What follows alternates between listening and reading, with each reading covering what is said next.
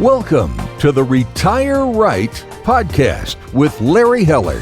You deserve complete financial advice. There's no acceptable alternative if you want a plan to live well and on your terms. Complete financial advice equals complete peace of mind. Now, let's get into this week's podcast episode. Hello and welcome to Retire Right with Larry Heller from Heller Wealth Management. Good afternoon, Larry. How are you? I'm doing great, Eric. How are you? Oh, I'm doing fantastic. I'm really interested in the guest you brought on today, and you've given me the privilege of introducing him. Can I do that now? Absolutely. All right. Well, you brought on Glenn J. Franklin, and Glenn is the managing partner of Franklin, Gringer Cohen, PC, and has been representing employers in their labor and employment law matters for his entire professional career.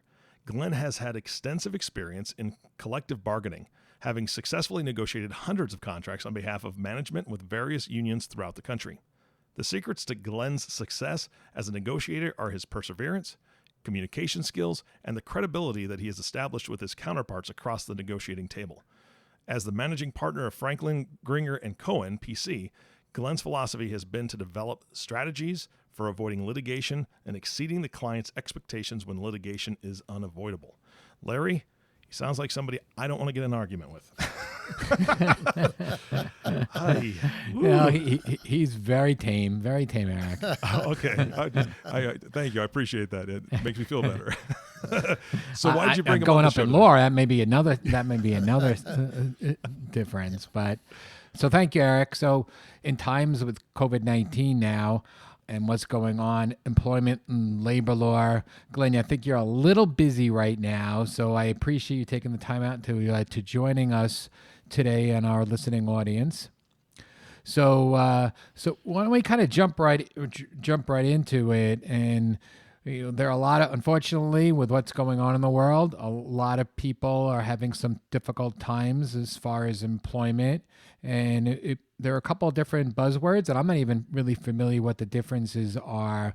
But so why don't we kind of start in this, if you are laid off versus if you are furloughed. I guess a lot of people originally were furloughed, and now you're hearing more and more of those furloughed people being laid off. So can you explain the differences to us? Sure, Larry, and thank you for the opportunity to be here, and Eric as well. The difference really between a layoff and a furlough is interesting. The government, when they got involved with it, the layoff and furlough, I've been around for a long time, really was the same thing. But a layoff is someone who no longer is working based upon a lack of work. It's a similar thing for a furlough, but the aspect of a furlough is that they were allowing people to continue to have their medical coverage. So for all intents and purposes, these people were both not working at their regular jobs. They were eligible for unemployment insurance, but the furlough was that they were getting medical insurance as opposed to just not working at all and not getting the medical insurance. That's really this distinction.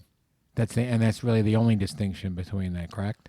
Yeah, that's really true at this point. Mm-hmm. Yes. And then, so what is the difference then if you have gone from a layoff, furlough, and now terminated? Okay, and this is where we'll spend a little bit of time because my phone is ringing off the hook representing employers and some employees as well. But the reality is if someone is laid off or furloughed, if they were good enough to still be there prior to the pandemic, whether they were a D+ or a C- employee, they still would have the legal opportunity and requirement to be brought back to their same position at the same pay or equivalent position, although I've been quoted in the papers as saying to me that, there's no such thing as equivalent position. So, we're telling our clients that those people have to come back. And it's not a matter of, Mary Smith was such a terrible employee, et cetera, but if she was working for you for 8 months or 8 years, she was good enough to do that, and she would have the opportunity to come back. Termination is based upon conduct, misconduct, et cetera, and we tell our clients, listen, people, what do they say in real estate? Location, location, location. In my business, it's documentation, documentation, documentation. Employers need to have the appropriate documentation to discipline people and ultimately ultimately terminate the person. And, that's what we're talking about, strategies to avoid litigation. Look, nobody can avoid being sued, right? I have doing a seminar down the road. Every employee can sue you. So that's true. But an employer should put itself in the best defensive posture by having the appropriate strategy, whether it's the appropriate documentation, the appropriate recommendations as far as counsel is concerned, those kind of things that need to be done. So that really is what is driving that has been really driving our practice, and how the phone is ringing off the hook with people saying, I no longer want to bring Mary Smith back or John Jones, or how do now I get rid of this person, or what do I do? Or I have to get rid of 2 people based upon a layoff or a furlough. We don't have to work anymore. What do I have to do? So those are the kind of things, Larry, that we're really dealing with on a daily basis. So it's really a difference if the firm doesn't have the revenue to pay these employees anymore. They obviously can terminate them, but you're saying that they should have some documentation to really back that up. Well, a layoff is for lack of work. So when somebody don't have the revenue, at that point that person is laid off. If they're not performing, they have attendance issues, they have something else. I talked about documentation. If you catch someone stealing from you on video, you don't have to use progressive discipline or documentation at that person. At that point, that person is terminated based upon their performance or based upon their misconduct. When someone is laid off, or it's based upon whether they were a great employee or just an adequate employee, that continues to happen. And the issue is when they lose their revenue, Larry, the question is, we try to tell people they have to have objective reasons. So, example, let's assume there are 2 administrative people. They're both doing data entry. You have Mary Smith, infamous Mary Smith, and Jane Jones.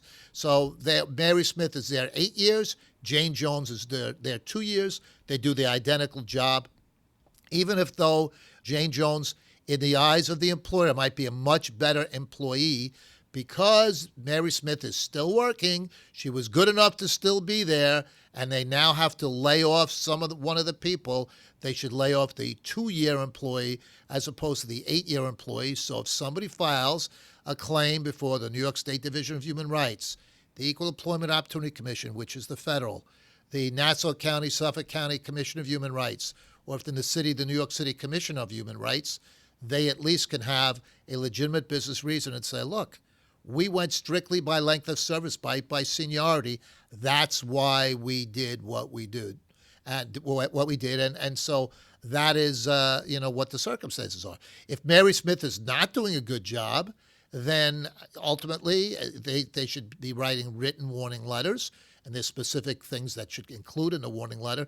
Purpose of a warning letter, Larry, is to correct an employee's performance, not to blow them out of the water, is to make them a model employee or a very good employee. And if they can't perform that particular task, then that's when you let the person go. So it's really, that's the issue when you're talking about preventing discrimination claims. That's really what, or at least putting someone in the best defensive posture in dealing with the discrimination claim. So you don't really have to bring back a subpar employee. What you're saying is you just better document and better have given written documentation to this subpar employee along the way. Well, I would still say I have to different, just so I make sure I explain it properly. You would bring a subpar employee back because they were good enough to still be there. The point is when they return, if they're not performing properly, that's when you bring them back. Now, there are exceptions to the rule. I'll give you a perfect example. We had one with the 8-year and 2-year employee. Here's one actual one. I represent car dealers. So when there was an issue about a car dealer bringing back salespeople, what they had is objective proof.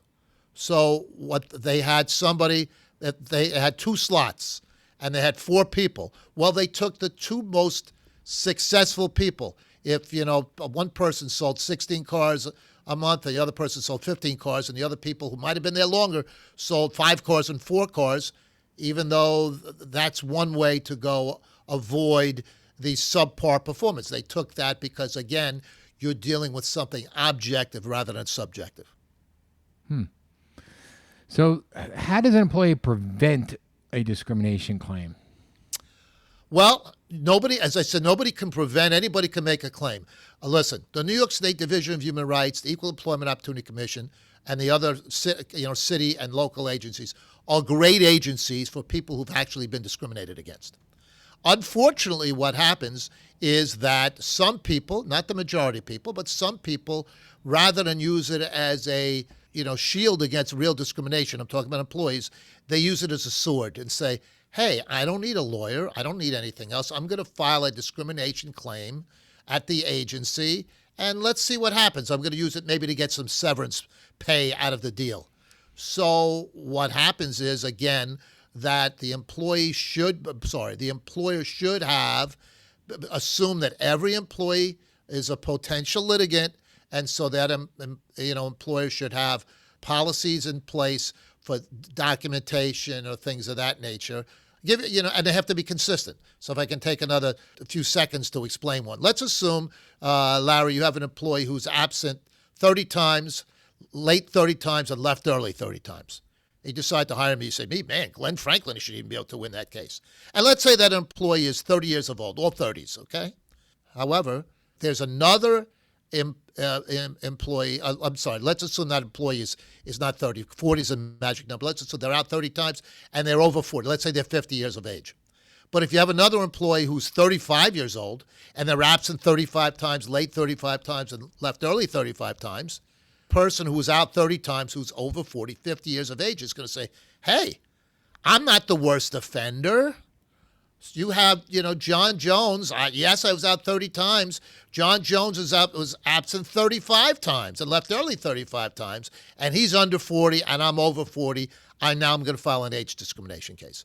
So people just have to be consistent in how they deal with their employees. A lot of it is the golden rule, is that, you should treat people the way you'd want to be treated, and that's how I know you well, and that's how you treat both your employees and your clients, and we try to do the same thing. But consistency and documentation put people in the best defensive posture. To automatically say there's not going to be a complaint is not something that's realistic. Glenn, are you seeing a lot more age discrimination suits now? Are the courts open now to see these going on?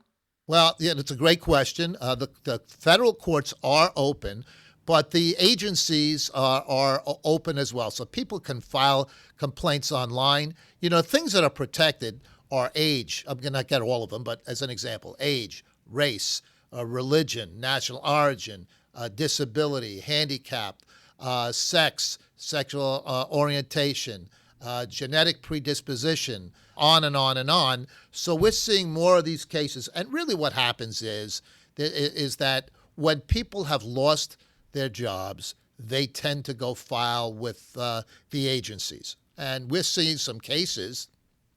We have a brand new case that we got yesterday that there's a video of the employee involved in some wrongdoing. I'll just leave it as that, all right? Mm-hmm.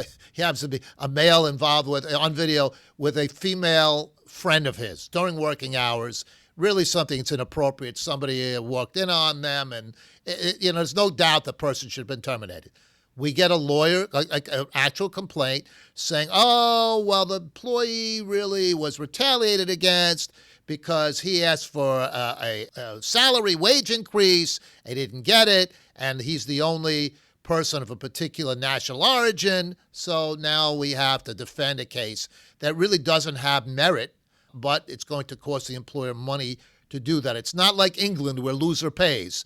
So this is just the cost of doing business, but the employer does have, he has a video actually, the employer has documentation to deal with it. So, it's not necessarily fair, and sometimes it's legalized blackmail, and sometimes employees say, hey, maybe I can get some money. It costs more to go hire a lawyer or to deal with the whole court system, and maybe that's what I'll do. And that's the life that we see all the time. Yeah, that really is unfair.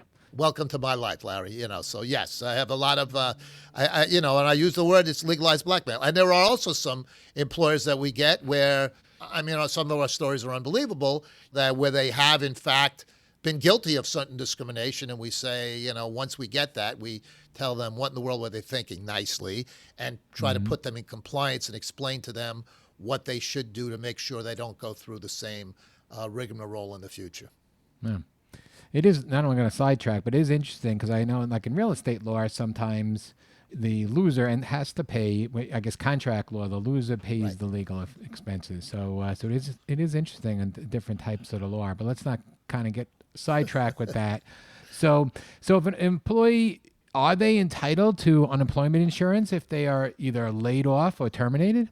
Well, another great question is that for layoffs / furloughs, the answer is yes. They're laid off for lack of work. There's some exceptions. Somebody has 2 jobs and they're only laid off from one. They may not be entitled to that. The distinction during the PUA, the Pandemic Unemployment Assistance Program, with $600, which is now $300 with a different terminology. So beyond that, but ordinarily, someone the rule of thumb, they're laid off or they're furloughed, they are entitled to it. Under the unemployment insurance law, Section 593, if someone is guilty of misconduct and are then terminated, they in fact are ineligible for unemployment insurance.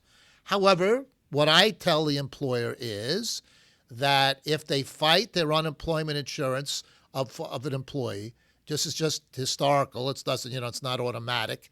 But I'm just saying that the likelihood of then somebody filing a discrimination claim against them skyrockets geometrically, because people, when they're backed into a corner, oh my gosh, I'm not getting my unemployment insurance. I don't need to hire a lawyer. I'm going to run to the agency, and now maybe I'll get some money from the employer.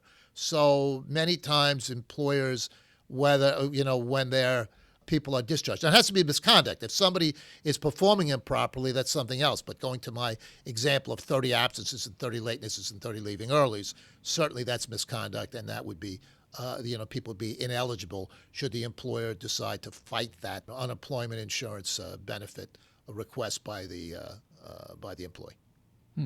So if an employee is laid people off, yes, let's just say a restaurant with 10 servers. How do they know which ones to recall after a layoff if they're only going to recall a few of them? All right. Well, I think that most of the time they have to have the essential functions to perform their job. So my example that I give all the time, I just talked about car dealers. I represent a ton of restaurants in almost in every industry you think of. But I think this is pretty easy to give you an example. And so number one, let's assume you have someone who's a porter utility person in a service department in a car dealership, okay? And that person's been there 15 years. He or she sweeps up. They go and move the cars from one location to the other for the mechanics, technicians. And then you have an aide mechanic, aide technician who's been there a year. It's not like, somebody's there 15 years, somebody's there a year. No, the person who's the porter utility person doesn't have the skill and ability to perform the aide technician's job to do that. So that has to be involved. So in your example, if someone had the same thing, listen, if you had 10 servers and you only needed 4 back for now, I would do it strictly by length of service, by seniority, because again, you want to show any agency, if somebody wants to make a claim, that I'm here's the terminology, a legitimate business reason for doing that. I took my 4 most senior people, and that's what I did. So that's how I would, again, however, let's assume for argument's sake that one of those people couldn't perform. 3 of the 4 people also were doing the jobs and could handle a cash register, and the 4th person couldn't do that. So you might go to number 5 because that person has the skill and ability to not only wait on tables but be at the cash register. I'm just making up an example on something like that. So could it be a little again? That's a safe thing. Could it be a little dangerous if all 4 or all 5 of them are of the same sex? So you're bringing back. Or basically, if you just do it based upon how long they work.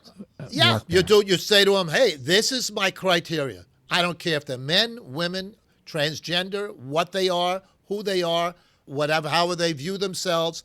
This person is here 10, this person is here 9, 8, and 7. Those are the first 4 people I'm bringing back and to do that. But where people get in trouble is I'm bringing 10, 9, and 8 back. Oh man, that 7-year person, couldn't wait. When I was so happy when I laid that person off or furloughed that person, I'm never bringing them back.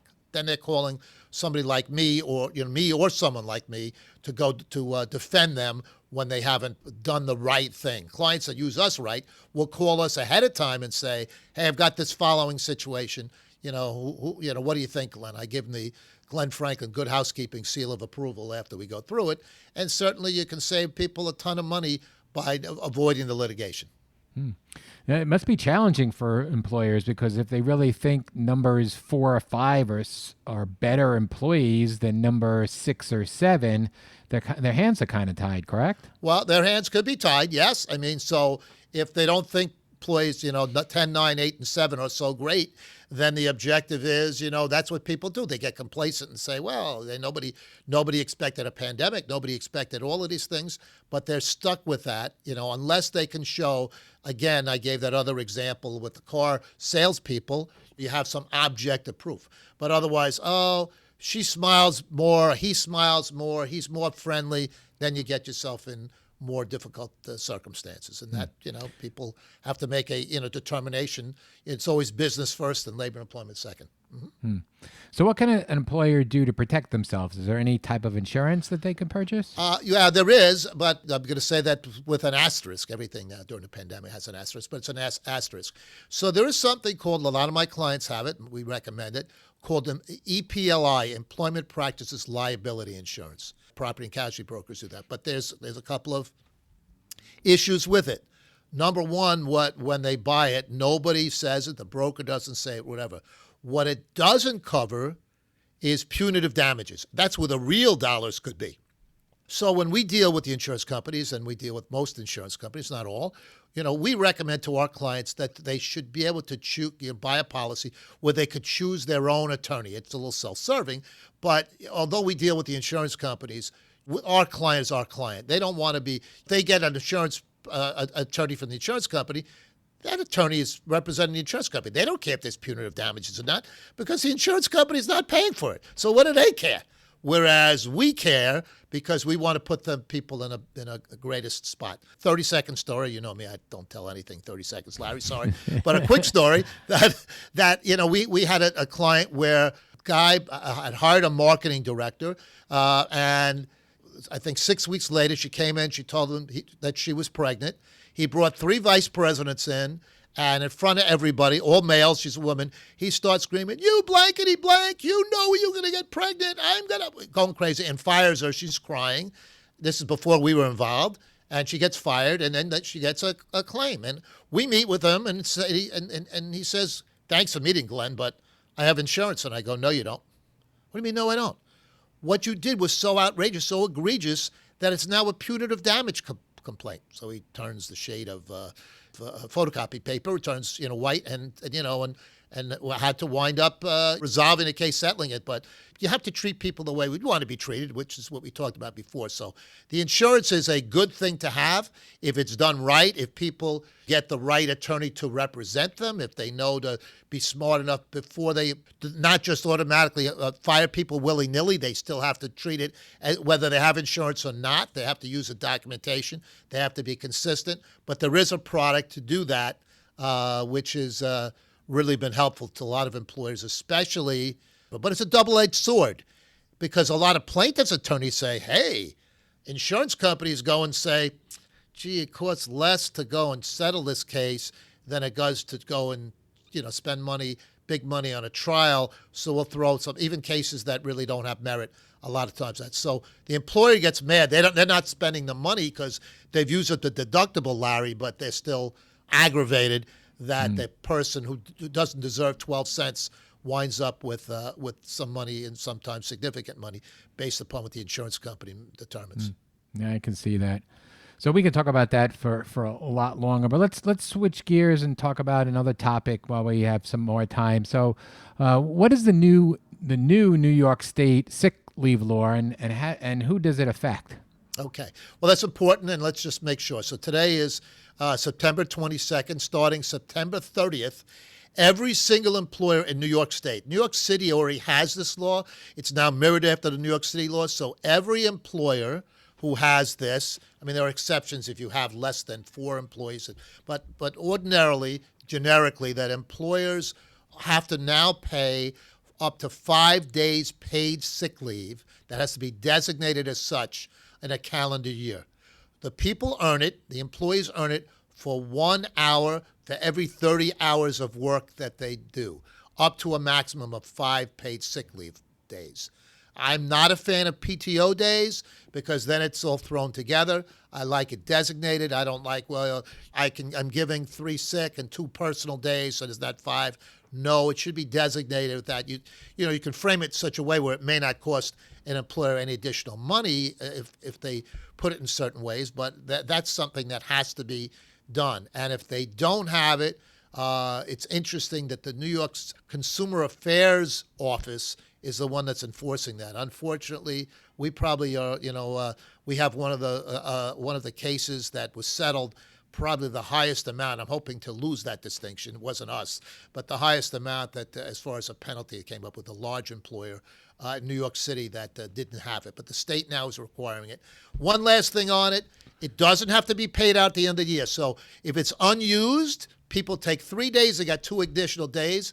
They can take it in the following year. The employer doesn't say, now I have to pay 7. No, it's still a maximum of 5 days, but because they're carrying it over, as an example, somebody gets sick January 15th, they don't have to, again, wait for the 1 hour for every 30 hours that they work. They can use that right away. And they've extended that to immediate family. It's for certain aspects of someone has to go to school for their child, someone who has to go to court, someone who's been a victim of domestic violence, someone else in the family. So it's been pretty extensive and expanded as to what sick leave. It used to be, hey, if it's you that's sick, we're sorry. If your child is sick, an employer could take the position, we're not paying for that. It's different going forward starting September 30th, which actually is for January 1st. So it really is the calendar year 2021.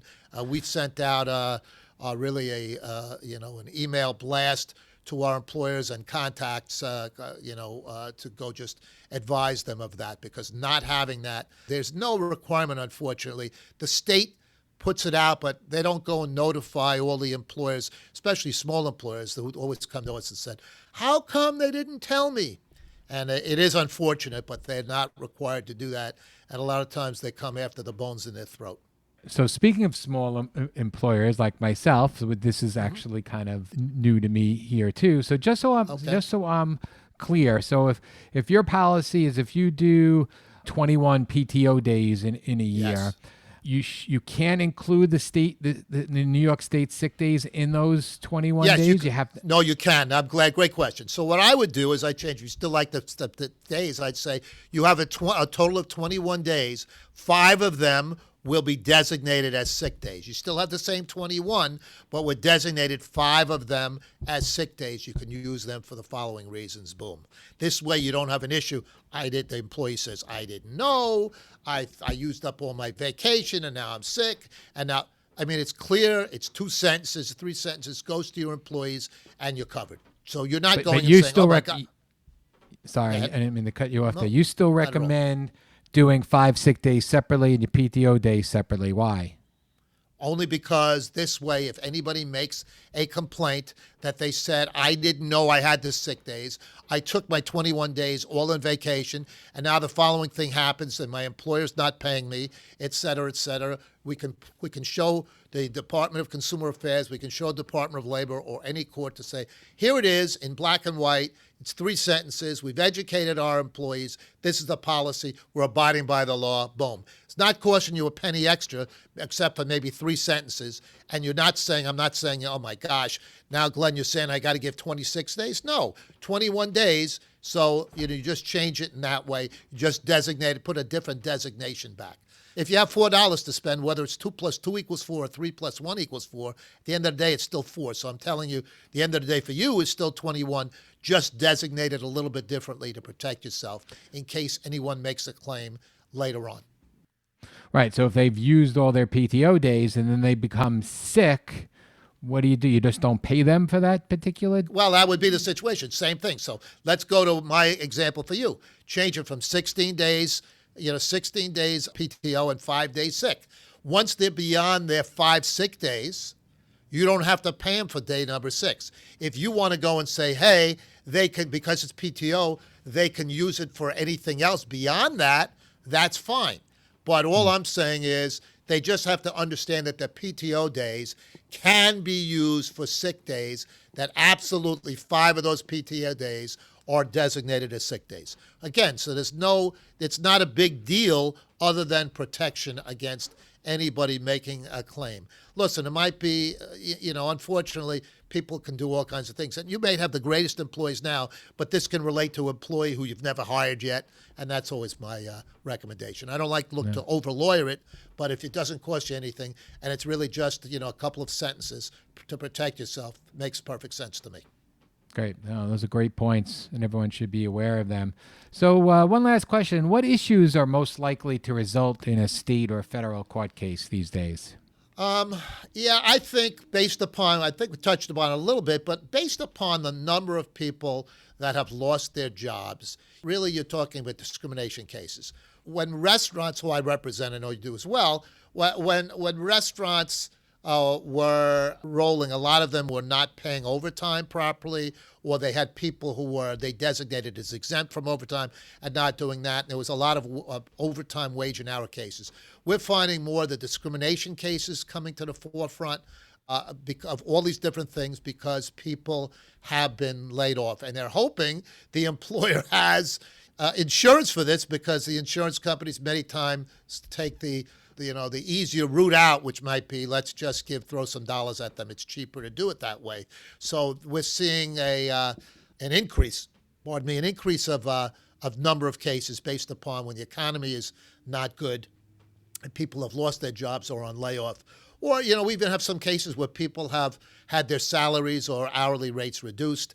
People are making discrimination claims. But it's not a matter of, hey, I was harassed. Hey, it's unfair. The question has to rise to the level of being unlawful based upon age, race, sex, national origin, religion, sexual orientation, disability, and on and on and on. Just because somebody, hey, he or she didn't like me, that's not covered under that. New York and federally employment at will matters, but people can make claims for discrimination, and it's not hard to file. So great. Hopefully that was at least a synopsis for any of your listeners, that whether they're employers or employees, if employees should not be being discriminated against. They've given them some information as well, that there are agencies for them to deal with as well. And I do appreciate the opportunity to share some of this with you, Larry. And you're a super person, so I appreciate the opportunity to be on your podcast. Great. Now, this is all great information. And thank you, Glenn, for joining us today. And if any of you would like to reach out to Glenn, you can find him at franklingringer.com or call his office at 516-228-3131. Thanks, Glenn, so much. Thanks so much, and stay safe, everybody. Thank you again, Larry. Be well.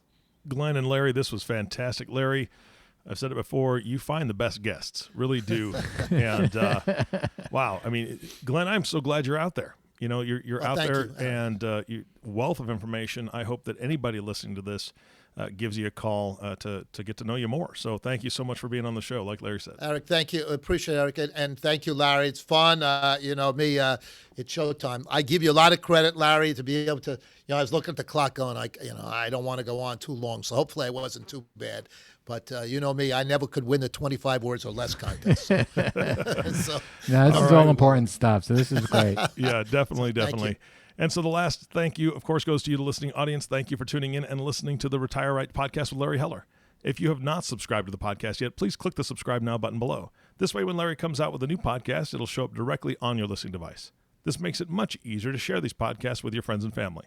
Again, thank you for listening today. For everyone at Heller Wealth Management, this is Eric Johnson reminding you to live your best day every day. And we'll see you next time.